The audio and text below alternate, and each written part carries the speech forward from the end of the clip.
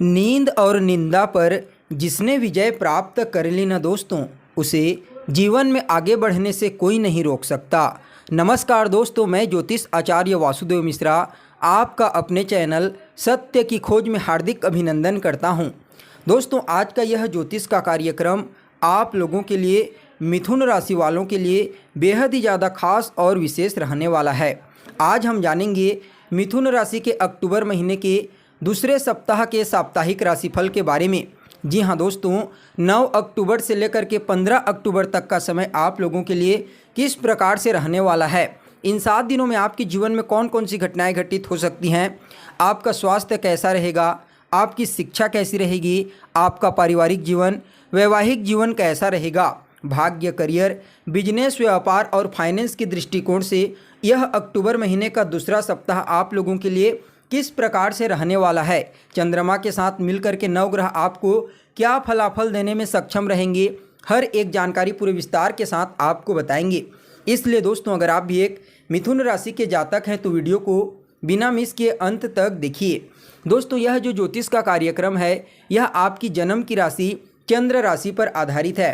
अगर आपको अपनी चंद्र राशि मालूम नहीं है तो आप इसे अपनी प्रचलित नाम राशि के आधार पर समझ सकते हैं। और अगर आप अपनी जन्म कुंडली पर हमसे परामर्श लेना चाहते हैं तो वीडियो के डिस्क्रिप्शन बॉक्स में और वीडियो के अंदर आपको नंबर मिल जाएगा, जहां से आप संपर्क करके अपनी जन्म कुंडली का पूरे विस्तार के साथ विश्लेषण करवा सकते हैं। तो चलिए फिर करते हैं शुरुआत और जान लेते हैं अक्टूबर महीने का दूसरा सप्ताह आपके लिए कैसा रहेगा।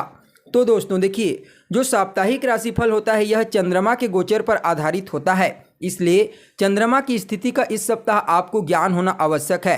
तो देखिए, 9 अक्टूबर को चंद्रमा अपनी मूल त्रिकोण राशि कर्क राशि में गोचर करेंगे, तो वहीं 10, 11 और 12 अक्टूबर को सिंह राशि में गोचर करेंगे, जबकि 13, 14 और 15 अक्टूबर को कन्या राशि में गोचर करेंगे। हालांकि 15 अक्टूबर की शाम को राशि परिवर्तन करके तुला राशि में चले जाएंगे। इस सप्ताह चंद्रमा के साथ ही बुध महाराज अस्त रहने वाले हैं। तो ऐसे में दोस्तों, चंद्रमा के साथ अन्य ग्रहों का विश्लेषण करके आपके लिए 7 बड़ी भविष्यवाणी तैयार की गई है, जिनमें पहली भविष्यवाणी आपकी सेहत को लेकर के है। कैसा रहेगा स्वास्थ्य के दृष्टिकोण से यह सप्ताह। तो देखिए, लग्न से आपकी सेहत के बारे में विचार किया जाता है। लग्न के अधिपति बनते हैं बुध महाराज और बुध देव चौथे भाव में विराजमान है। पूरे सप्ताह भर इसी भाव में गोचर करेंगे। बुध की पोजीशन बहुत अच्छी है क्योंकि केंद्र में गोचर कर रहे हैं। तो इस दृष्टिकोण से दोस्तों, इस सप्ताह आपका स्वास्थ्य बहुत अच्छा रहेगा बुध के दृष्टिकोण से, क्योंकि बुध महाराज केंद्र के अधिपति होकर के केंद्र में गोचर करेंगे।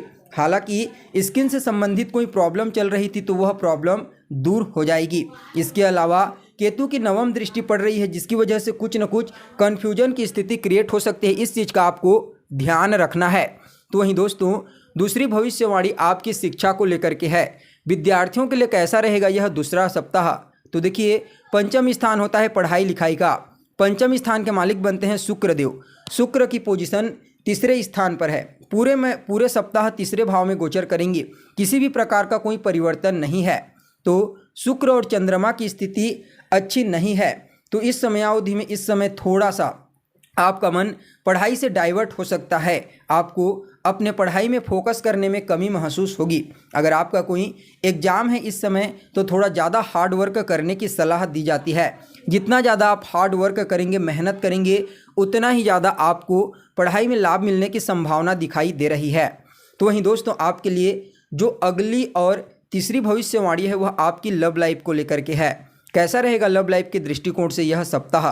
तो देखिए, कुंडली का जो पंचम स्थान होता है यह आपकी लव लाइफ का होता है और शुक्र देव बनते हैं अधिपति। शुक्र की स्थिति बेहतर तो नहीं कहा जा सकती, लेकिन बुध महाराज की स्थिति बेहतर है। तो ऐसे में दोस्तों, जो रिलेशनशिप में पुराने समय से कुछ परेशानियां चल रही थी वह तो दूर होंगी, लेकिन जो आपका एक्सपेक्टेशन है, जो आपकी इच्छा है वह नहीं हो पाएगी। इस समय कुछ न कुछ मिसअंडरस्टैंडिंग देखने को मिलेगी। यानी कि अगर आप किसी के साथ रिलेशनशिप में हैं तो उनका मूड स्विंग हो सकता है, विजन पता नहीं, क्योंकि सूर्य देव तीसरे स्थान में है, सूर्य की राशि में है, तो थोड़ा सा फ्रस्ट्रेशन, इरिटेशन जैसी चीज़ें देखने को मिल सकती है। इसलिए थोड़ा सा आपको इस समय अपने लव लाइफ को लेकर के सावधान रहने की आवश्यकता है। तो वहीं दोस्तों, अगली और चौथी भविष्यवाणी आपकी मैरिड लाइफ को लेकर के है। वैवाहिक जीवन के दृष्टिकोण से कैसा रहेगा यह सप्ताह? तो देखिए, कुंडली का जो 7th हाउस होता है यह आपकी मैरिड लाइफ का होता है। 7th हाउस के अधिपति बनते हैं देवगुरु बृहस्पति। देवगुरु बृहस्पति राहु के साथ 11th हाउस में पूरे सप्ताह ट्रांजिट करेंगे। यहाँ पर राहु और देवगुरु बृहस्पति चांडाल योग का निर्माण करेंगे पूरे सप्ताह भर, और अपनी नवम दृष्टि से अपने ही घर को देखेंगे तो अच्छी बात है। लेकिन यहाँ पर राहु भी साथ में है, जो बृहस्पति के प्रभाव से आपको पॉजिटिव रिजल्ट मिलना चाहिए उसमें कुछ न कुछ कमी राहु के कारण आ सकती है।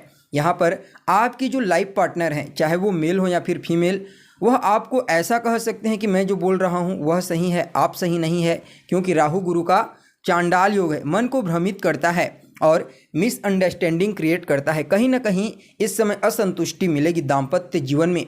लेकिन देवगुरु बृहस्पति अपनी नवम दृष्टि से देख रहे हैं, इस वजह से आपके वैवाहिक जीवन को तोड़ेंगे नहीं, यानी कि जितना भी मिसअंडरस्टैंडिंग हो फिर से बातचीत से आप सुलझा लेंगे, यानी कि आपका जो अटैचमेंट है, जो बॉन्डिंग है, वह जैसा का तैसा रहेगा। कुल मिलाकर के देखा जाए तो मैरिड लाइफ के दृष्टिकोण से यह सप्ताह 60% पॉजिटिव रहने वाला है, तो वहीं 40% आपको सावधान रहने की आवश्यकता है।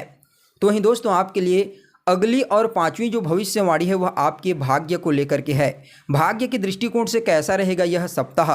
तो देखिए, कुंडली का जो नवम स्थान होता है यह आपके भाग्य का होता है, और नवम स्थान के मालिक बनते हैं खुद शनिदेव। अपने घर में विराजमान हैं 9th हाउस में, पूरे सप्ताह इसी भाव में गोचर करेंगे।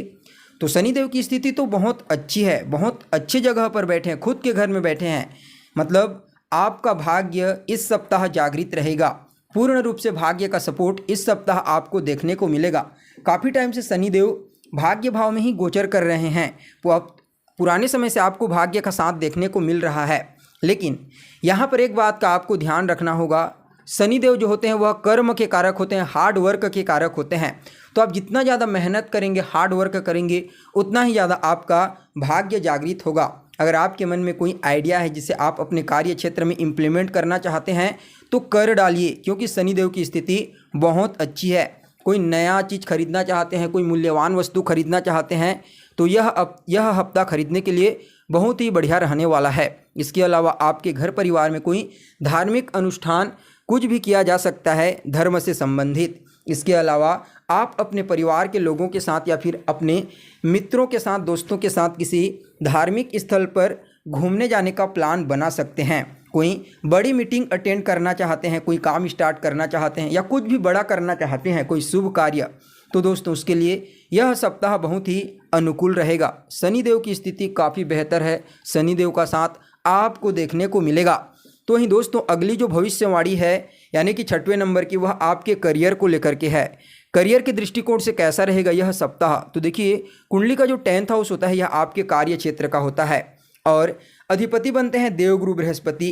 राहु के साथ बैठे हैं, तो कभी कभी क्या होता है, प्राइवेट सेक्टर में अगर आप काम करते हैं तो आप बहुत अच्छे तरीके से कार्य करेंगे, बहुत हर प्रकार से आप अपना देने का प्रयास करेंगे, लेकिन फिर भी कुछ न कुछ कमी आपको देखने को मिलेगी।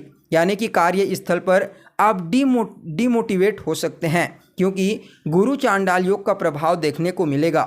लेकिन 30 अक्टूबर को यह दोष खत्म हो जाएगा, जिसके पश्चात आपके जीवन में भी परिवर्तन होने की प्रबल संभावना है। अगर आपके मन में प्रश्न है, मैं करियर में कोई परिवर्तन करना चाहता हूँ, कुछ बड़ा करना चाहता हूँ, कब करूँ? तो 30 अक्टूबर के बाद कीजिए, समय बहुत अच्छा है, पॉजिटिव परिवर्तन आएगा।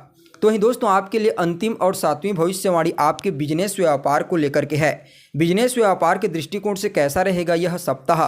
तो देखिए, कुंडली का जो 7th हाउस होता है यह आपके बिजनेस व्यापार का होता है, और स्वामी बनते हैं जुपिटर यानी कि देवगुरु बृहस्पति, और राहु के साथ लाभ भाव में ट्रांजिट करेंगे। बुध की पोजीशन बहुत अच्छी है इस सप्ताह, इसलिए दोस्तों व्यापार के दृष्टिकोण से यह समय बहुत बढ़िया है, क्योंकि देवगुरु बृहस्पति और बुध दोनों की पोजीशन अच्छी है। तो ऐसे में आप जो भी बिजनेस व्यापार करते हैं उसमें आपको इस समय वृद्धि देखने को मिलेगी। अगर कोई समस्या पुराने समय से चल रही थी तो वह समस्या इस समय बुध महाराज, देवगुरु बृहस्पति और शनिदेव की कृपा से दूर हो जाएगी। यानी कि कुल मिलाकर के देखा जाए तो यह जो सप्ताह है कुछ चीज़ों को छोड़ करके आपके लिए पॉजिटिव साबित होगा। जीवन के हर क्षेत्र में, चाहे वो भाग्य का क्षेत्र हो, करियर का क्षेत्र हो, विशेष सफलता की प्राप्ति आपको होने वाली है। तो दोस्तों, यह तो हो गई चंद्रमा की स्थिति के आधार पर पूरे सप्ताह का राशिफल। अब इस सप्ताह को बेहतर बनाने के लिए कुछ उपाय भी आपको करना चाहिए। तो सबसे पहले तो बुद्ध के मंत्र ओम बूम बुद्धाय नमः, शुक्र के मंत्र ओम सुम शुक्राय नमः, शनि के मंत्र ओम सम शनिश्चराय नमः रोजाना 108 बार जाप कीजिए। इन तीनों के मंत्रों को आपके लिए सप्ताह अनुकूल रहेगा। तो दोस्तों, कैसी लगी आपको जानकारी? कमेंट कीजिए, लाइक कीजिए और बने रहिएगा हमारे साथ। फिर मिलते हैं एक नए और ताज़ा एपिसोड में। तब तक के लिए नमस्कार।